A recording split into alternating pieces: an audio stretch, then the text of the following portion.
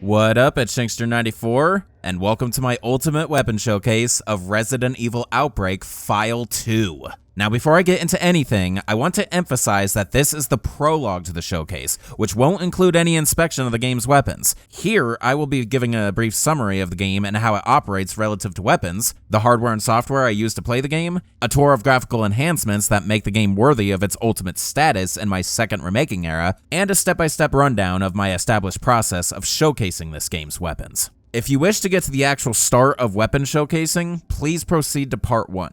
I also want to let you know that because this game is a carbon copy of the previous game that I did a weapon showcase on, I'm gonna say a lot of the same stuff I did in Outbreak 1's prologue. More reason to skip to the start of the showcase if you've seen that one, but if you're one of my dedicated followers or viewers who always appreciate the immense work that I put into these and enjoy the edits, rest assured this won't disappoint.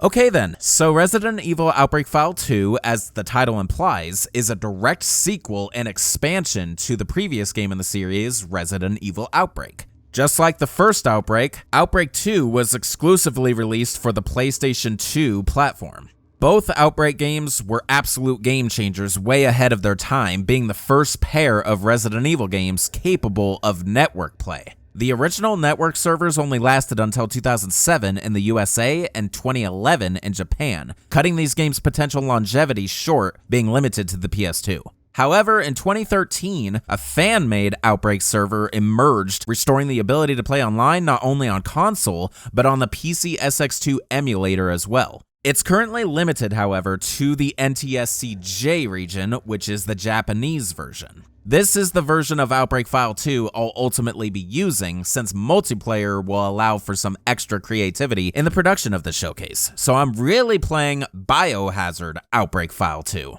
But everything that'll be shown in this video should be applicable to all other versions except damage rates, which I'll go into more detail later in this prologue. Regardless of version and online differences, general gameplay uses the classic tank controls and fixed camera seen in most of the mainline titles developed up to this point, with tracking movement and angles that follow the character. The inventory is in the slot format, but doesn't pause real-time gameplay, requiring more awareness of your surroundings when accessing it. One of the new features added that wasn't seen in Outbreak 1 is the ability to move, shoot, and lock onto enemies all at the same time. Outbreak 2 has the same base 8 playable characters as its predecessor, with nearly 100 NPCs associated with them to further diversity. The 8 base characters all have their unique attributes and offer different playstyles. Some of them could even have unique effects on the scenarios that make up the game and positively affect weapon access. Once again, the game is divided into 5 scenarios, as you see here. When it comes to handling weapons, there's still a minute difference between the sexes for most animations, but handgun aiming is more distinctive amongst individual characters. So every weapon in this game will get at least 2 perspectives during inspection, with handguns getting multiple. One element that makes the Outbreak games unique from the rest of the series is their massive use of melee weaponry, which goes well beyond knives. The total amount of weapons is much larger than most games in the series, with more than half of them being melee weapons. These games also feature a durability mechanic where weapons can break through wear and tear or by receiving damage. Nearly all of the firearms in the game are guns that we have seen in some shape or form before in the series. Every weapon from Outbreak 1 except the nail gun is carried over to File 2, with 11 new weapons added to the arsenal, bringing the total count of weapons in this game to 46. After researching, this is confirmed to be the single largest number of weapons I will cover in all of my second remaking era. So this game takes the platinum in terms of quantity of weapons. There will be no game that matches it, but may come close. Now to go over how I'm playing Outbreak File 2 and review the tech specs that give it its ultimate status in my second remaking era. I am yet again using the PC SX2 PS2 emulator on PC. Internal video resolution is set to 4K with a widescreen hack to fill in the black pillars of 4:3 aspect ratio without stretching the picture during real-time gameplay. Static elements, such as the main menu and inventory, will still be stretched, but the effect is negligible. The final enhancement is the HD texture replacement pack being used. Like most of the texture mods I've used throughout the second remaking era, this gives everything rendered in 3D a glow up, including character and item models and backgrounds while maintaining the original look and feel of the native game. I'll provide links to this and an alternative HD mod in the descriptions of all video parts making up the showcase. When it comes to that alternative HD mod, the reason I'm not using it is because the creator redesigned a lot of the textures, and I don't think you should screw with the original design. As for the game's frame rate, it is once again locked to 30 frames per second, and there is no reliable patch or mod for 60 frames per second available at the time of producing the showcase. Now for a short recap on when I first reviewed this game's weapons over a decade ago. For those who've seen it, you'll remember that I originally combined this game and its predecessor into one large video. As I said in the latter's prologue, I am not repeating this decision this time around, because to better follow the new showcase standards I've set for this second remaking era, it's best I kept the game separated. Back when I produced the original review, I recorded the game natively from a PS2 console in standard 4x3 format at 480p. This original video will still remain on my channel, just marked obsolete. So now to walk you through my strategic formula for showcasing this complex game's weapons with visual snippets from my original review. First, I'll sort the weapons into categories in a rough order of power. Usually I would set the weapons within these categories in order of appearing in game, but since this game is divided into scenarios and certain weapons can only be found in specific ones, I figured power would be a better order. Resident Evil Outbreak File 2 has nearly 30 melee weapons that are sorted into knives, sprays, poking and swinging objects, and throwable projectiles. On the firearm side, we've got the usual handgun pistols, automatics, a couple of shotguns and magnums, a sniper rifle, explosive launchers, and one special weapon. I'll begin showcasing by highlighting each weapon in the inventory. There is no examine or check function for items. Instead, the item icon and description are automatically visible at the bottom of the screen. When going over the first firearm of its respective class, I'll look at the ammunition it uses before proceeding to the weapon itself. Afterwards, I'll show an image of the weapon's real-life counterpart or inspiration if applicable. As a regular disclaimer for all of my weapon showcases, I get my real-life sources from the Internet Movie Firearms Database, which is an online weapon wiki for the entertainment industry whose pages can be edited by anybody with an account, which carries the risk of misinfo when reciting the real-life versions of game weapons. People who are experienced in weaponry may feel pressed to speak out their disagreements, but once the video is uploaded, I can't reasonably do anything beyond revising the video description.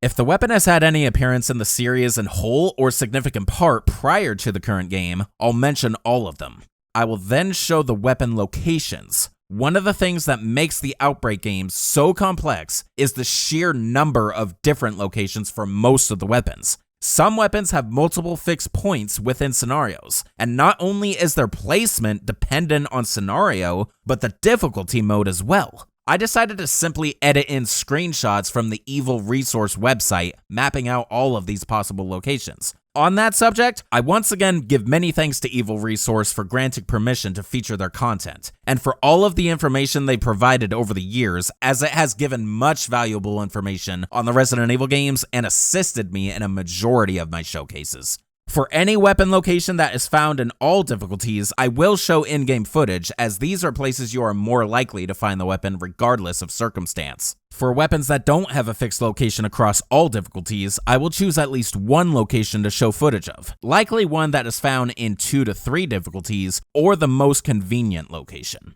Something I should mention is that the locations I show in this game will only pertain to the 5 main story scenarios, and will not include the training, elimination, or showdown scenarios. Like its predecessor, there are no unlockable weapons in Outbreak File 2, but there is an unlockable mode called Infinity Mode, which makes all melee weapons unbreakable, all throwables unlimited, and all firearms with infinite ammo. This mode is unlocked by completing all scenarios with a 100% event checklist, with Outbreak File 2's added requirement of completing all scenarios in very hard mode, and then purchasing Infinity Mode from the collection menu for 50,000 points. I will again have to use this mode, especially for the melee weapons, to provide adequate enemy tests. One last detail about locations: they will only apply to single play offline.